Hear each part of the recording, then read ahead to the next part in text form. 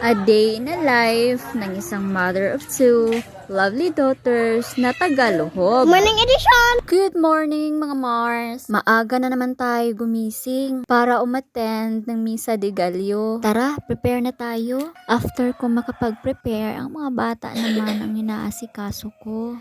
Okay, so let's go na mga bata. Agahan natin para may maupuan pa tayo pagdating. Simbahan na pala kami mga Mars.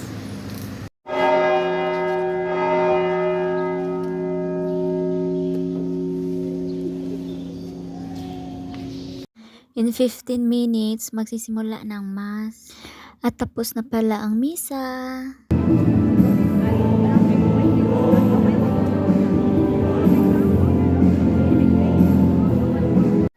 After pala ng Misa, pumunta kami sa sementeryo. May bibisitahin lang kami doon.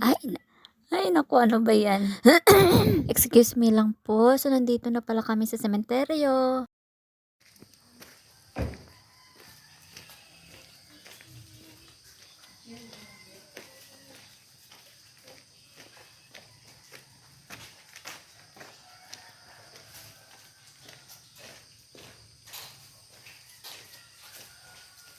Pinisita namin si Lola at saka si Ate Ala, yung pinsan ko.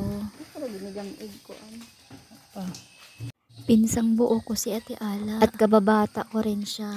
Binisita ko rin si Lolo at Lola, mother side, at si Sir Dennis, asawa ni Auntie. Umuwi na kami from sementeryo at ako na may mag-aasikaso sa mga bata. Ipagluto ko sila ng pagkain kasi may last exam pa sila. Buti na lang talaga nakapagsaing na si tatay. Prepare ko na ang pagkain ni ate at para sa baon niya. Habang si ate ay nagbibihis, ako na may nagpiprito.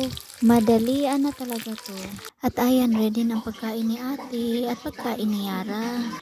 Ready na rin ang baon nilang dalawa, lunch at saka snacks.